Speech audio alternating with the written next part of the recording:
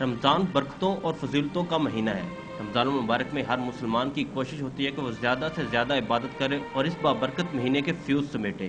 لاہور میں سڑکوں پر کام کرتے روزہ دار محنت کش چلچلاتی دھوپ کی پرواہ کیے بغیر صبر و تحمل اور استقامت کی تصویر بنے 8 سے 10 گھنٹے سخت مشقت کر رہے ہیں۔